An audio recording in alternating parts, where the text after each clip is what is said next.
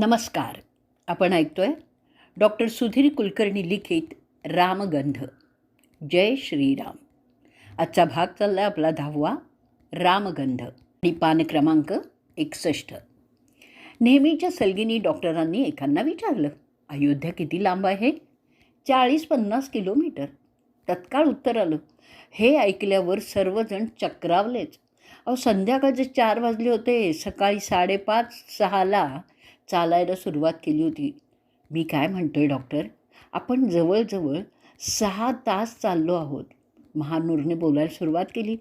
शेतातून सरळ चालता येत नाही. बांधाबांधाने जायचं म्हणजे 100 फूट अंतर काटायला 200-250 फूट नागमोडी जावं लागतं. एखाद्या वेळेस दिशा चुकली तरी 10 तासात आपण किमान 30 किलोमीटर तरी अयोध्येच्या दिशेने चाललेलो असू. इथे तर 40-50 किलोमीटरचा आकडा कोणी सोडतच नाही आहे. काय खरं आणि काय खोटं काही समजतच नाही आहे, नेने म्हणाले. असो, आपण परत चालायला लागूयात, असं म्हणत सर्वजण चालायला लागले.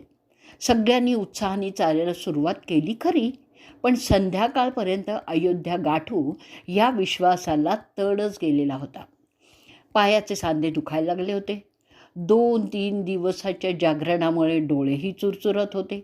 धूळ, घाम यांच्या मिश्रणाने शरीर माखलेलं होतं आणि त्याचा वेगळाच गंध येत होता. अशातच एक नदी लागली. ढोपरभर पाणी आणि गुडघावर चिखल असं तिचं स्वरूप होतं. कशी बशी वाट काढत काढत नदी ती पार केली. सूर्य आता मावळतीला झुकू लागला होता. त्या ढळणाऱ्या सूर्याबरोबर सकाळचा उत्साह देखील ओसरायला लागला होता. लांबणाऱ्या सावल्यांबरोबर मनातील जिद्दही ताणली जात होती आणि एक एक पाऊल मोठ्या कष्टाने पडत होतं.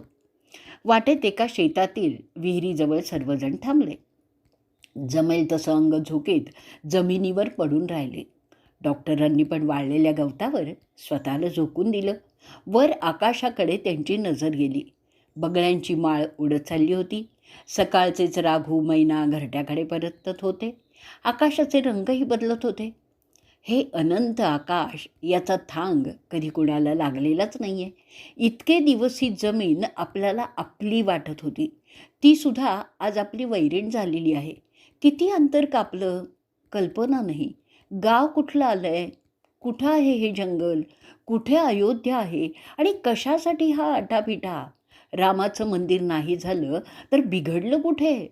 सुखाचा आपला जीव कशासाठी आपण दुःखात लोटतोय?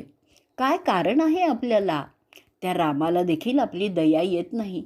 लाठीमार झाला, गोळीबार झाला तर आपलाच बळी जाणार. कुणासाठी? तर या मुरदाड समाजासाठी, स्वार्थी राजकारण्यांसाठी. कोणाविरुद्ध आपण लढणार आहोत?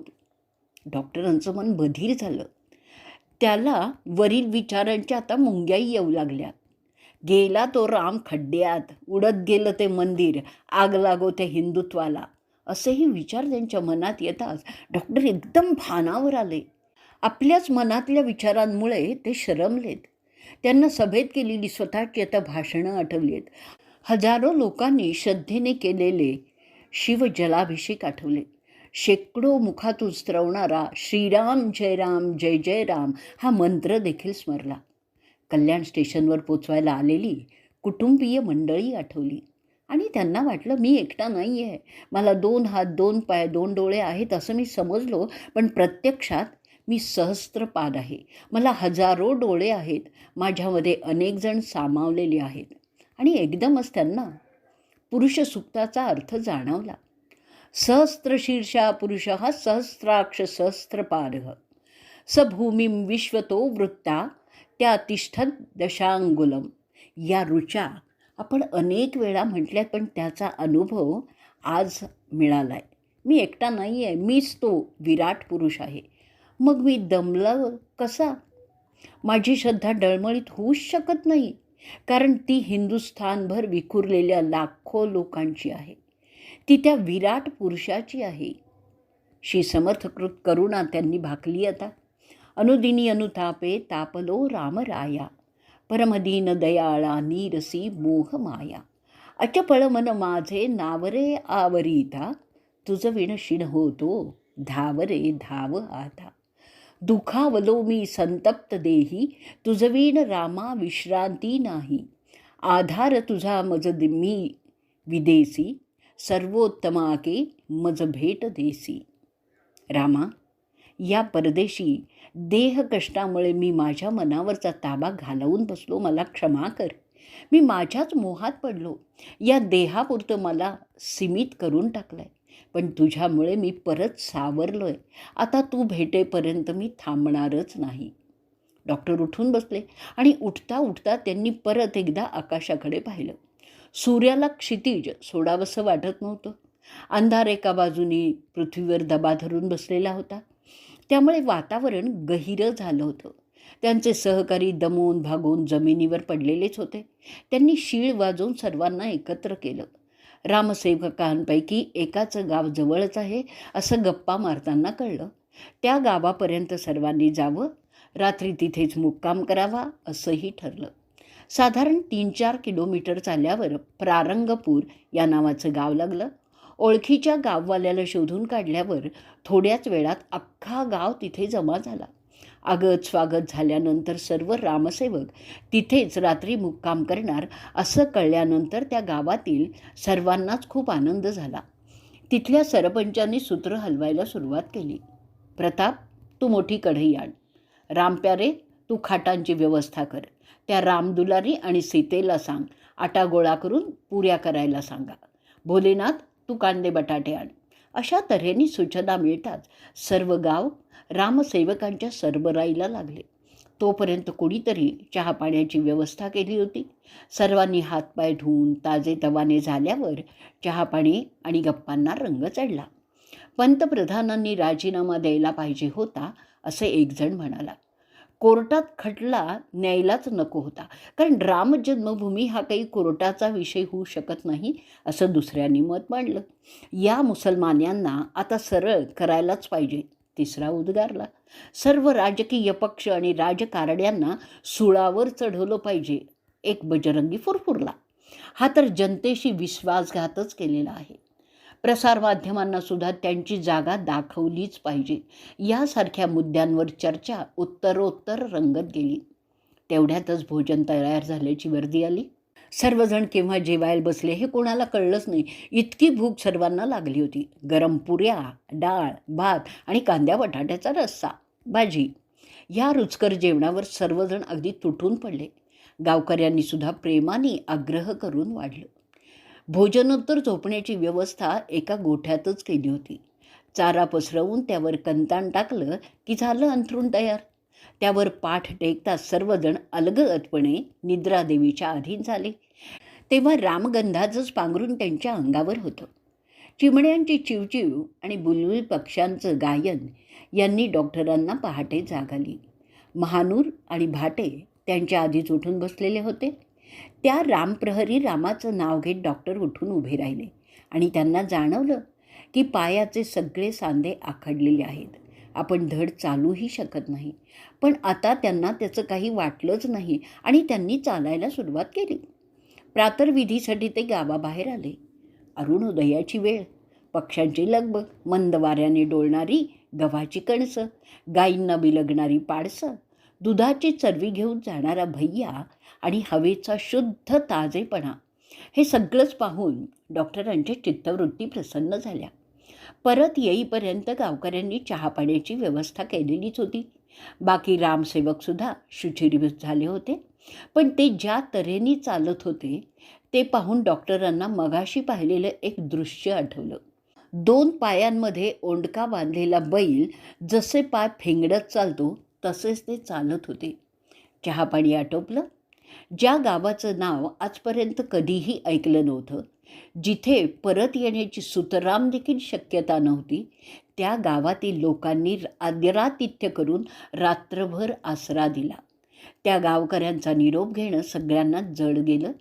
ती भोळी भाबडी, बिन चेहऱ्याची सश्रद्ध माणसं म्हणजे साक्षात परमेश्वराचं रूपच होती, याची मनोमन खात्री पटली. आता सर्वजण गावाबाहेर आले. नेने म्हणाले, डॉक्टर, आता आपण शेतातून न जाता सरळ रस्त्याने जाऊयात. मलाही असंच वाटतंय. भाट्यांनी त्याला अनुमोदन दिलं. चालता चालता डॉक्टरांनी हा विचार इतरांच्या जवळ मांडला. वाघ म्हणला तरी खातो, वाघोबा म्हणला तरी खातोच, मग सरळ रस्त्याने जाऊयात ना. या विचाराने रामसेवकांमध्ये दोन तट पडले. डॉक्टर, त्यांचे सहकारी आणि 10-12 रामसेवक रस्त्याने चालायला लागले. इतरांनी तणतणत शेतातील वाट पकडली. असं व्हायला नको होतं. आपण सर्वजण 2-3 दिवस बरोबर आहोत. आपलं ध्येय एकच आहे. आत्तापर्यंतची वाटचाल सर्वांनी मिळून केली. आता शेवटच्या टप्प्यात आपल्यात फूट पडायला नको होती, हा विचार सर्वांच्याच मनात येत होता. त्यामुळे अंदाजे 1 किलोमीटर चालत गेल्यावर एका आश्रमात सर्वजण थांबले. आणि काय आश्चर्य, 5 मिनिटातच शेतातली पायवाट पकडणारी मंडळीसुद्धा त्यांना येऊन तिथे मिळाली. गंमत म्हणजे त्यांच्याही मनात असाच विचार आला होता. त्यामुळेच मागोवा घेत ते सर्व आश्रमात आले होते. परत एकत्र आल्यामुळे सर्वांना मनापासूनच आनंद झाला. आश्रमातील बाबांनी सर्वांना पाणी दिलं. 2 गावकरी पाठवून पोलीस त्यांची गस्ती, त्यांचा तळ याची माहिती काढली आणि कसं जावं त्याचं योग्य मार्गदर्शनही केलं. त्याप्रमाणे 100-150 फुटांचं अंतर ठेवून एक जण सहजतेने पोलिसांच्या तळासमोरनं निघून गेला. अशा रीतीने चालताना शरीर कालच्या इतकं साथ देत नव्हतं. थोडं चाललं की सांधे दुखायचे, मन थांबायला सांगायचं, पण जिद्द मात्र कायम होती आणि तिच्या जोरावरच सर्वजण चालत होते. शिवाय नेमकी दिशा आणि अंतर समजतही होतं. मध्येच थकल्यामुळे एका झाडाखाली बसलेले नेने यांना घर घर असं ऐकू यायला लागले. त्यांनी कानोसा घेतला. दुरून एक रिक्षा टेम्पो येत होता. सरकारची बंदी मोडून रस्त्यावर वाहन चालवण्याची हिंमत कोणी केली या विचाराने सर्वच जण उठून बसले. टेम्पो जवळ आल्यावर नेने यांनी हात दाखवून ती थांबवली. आधी तो थांबायला तयारच नव्हता. ते 4-5 जण बघून तो घाबरला. डॉक्टरांनी त्याला नीट समजून सांगितल्यावर तो त्यांना घेऊन पुढील गावापर्यंत न्यायला तयार झाला. रस्त्याने जाता जाता चालणाऱ्या रामसेवकांपैकी आणखी 5-6 माणसं त्यात चढली. ही वरात 2 किलोमीटर अंतरावरील पुढल्या गावामध्ये पोचली. एका टपरीपाशी टेम्पो थांबली. टपरीवाल्याने हे रामसेवक आहेत हे तत्काळ ओळखलं आणि सर्वांच्या चहापाण्याची व्यवस्था त्यांनी केली. त्याबद्दल त्यांनी 1 पैसाही कुणाकडून घेतला नाही. डॉक्टर हे सगळं पाहत होते, अनुभवत होते. रामसेवकांवर असलेली या खेडूतांची श्रद्धा पाहून ते गहिवरले. त्यांना परत जाणवलं की हा हिंदुस्थानभर पसरलेला सामान्य माणूस रामासाठी, राम जन्मभूमीसाठी जमेल तसं आपलं योगदान देतो आहे. आमदार, खासदार मात्र संसदेत फक्त गोंधळ घालत आहेत. राजकीय धेंड्यांचा सर्वसामान्य जनतेशी संपर्क उरलेलाच नाही आहे. त्याचा गंधही त्यांना नाही आहे. खरं तर हा साधा गंध नाही आहे, तर हा रामगंध आहे. डॉक्टर, चहा घ्या ना. या महानूरच्या शब्दांनी डॉक्टर भानावर आले. तेवढ्यातच दुर्गाप्रसाद दुबे नावाचे माजी स्थानिक आमदार तिथे आले. परिस्थितीचं अवलोकन करून त्यांनी फायदा उठवायला सुरुवात केली. यांना पाणी दे, अरे यांना चहा दे, असं म्हणत ते टपरीवाल्यावरच रुबाब गाजवायला लागले. खरं तर टपरीवाला सर्व काही आधीच अगदी मनापासून करत होता. आयत्या बिळावर नागोबा किंवा आईजीच्या जीवावर बायजी उदार या म्हणीची व्यावहारिक सत्यता सर्वांनाच जाणवली. आता नेहमीप्रमाणे डॉक्टरांनी प्रश्न केला, अयोध्या किती दूर आहे? आणि अनपेक्षित उत्तर आलं, जेमतेम 10-12 किलोमीटर. प्रथम कुणालाचाच त्याच्यावर विश्वास बसेना. आपण अयोध्येपासून इतक्या जवळ आलो याचा सर्वांना आनंद झाला. तेवढ्यात आमदार साहेब सर्वांना उद्देशून म्हणाले, लोक हो, अजून अर्धा तास थांबा. आपण सर्वजण इतक्या लांबून कशाचीही पर्वा न करता जर इथपर्यंत येऊ शकता तर मग आम्ही तरी का मागे राहावं? मी ट्रॅक्टरची व्यवस्था करतो. सरकारची बंदी काय करते ते बघूयात. जमेल तितकं अंतर ट्रॅक्टरनी कापण्याचा प्रयत्न करू. जे आमदार आधी आयत्या वेळावर नागोबा वाटत होते त्यांच्यात हा बदल कशामुळे झाला? हा केवळ रामगंधाचाच परिणाम होता. दिलेल्या शब्दाप्रमाणे आमदार साहेबांनी खरोखरच अर्ध्या तासात 2 ट्रॅक्टरची व्यवस्था केली. प्रत्येक ट्रॅक्टरमध्ये 30-35 जण चढले आणि ही वरात अयोध्येकडे निघाली. मुख्य रस्त्याने न जाता ट्रॅक्टर बैलगाडीच्या रस्त्याने निघाला. आधीच ट्रॅक्टर त्यात 30-35 माणसं कोंबलेली, त्यात कच्चा रस्ता, भर दुपारची 12 वाजायची वेळ. हेलकावे खात, एकमेकांना आधार देत आमचा प्रवास सुरू झाला. बाजूला बाभळीची झाडं त्याच्या फांद्याकडेच्या रामसेवकांना घासून जात होत्या. गालावर, खांद्यावर काट्यांचे ओरखाडे उठतच होते. प्रचंड धूळ उडत होती. अशा रीतीने 1 तास प्रवास झाल्यावर ड्रायव्हरच्या लक्षात आलं की आपण रस्ता चुकलो. त्याच वेळी मोटरसायकलवरून 2 तरुण मागील बाजूने आले आणि तुम्ही रस्ता चुकलेला आहात, आता वळवून आमच्या मागोमाग या, असं त्यांनी सुचवलं. इथेच आपण आजचा भाग संपवणार आहोत. श्रीराम जय राम, जय जय राम.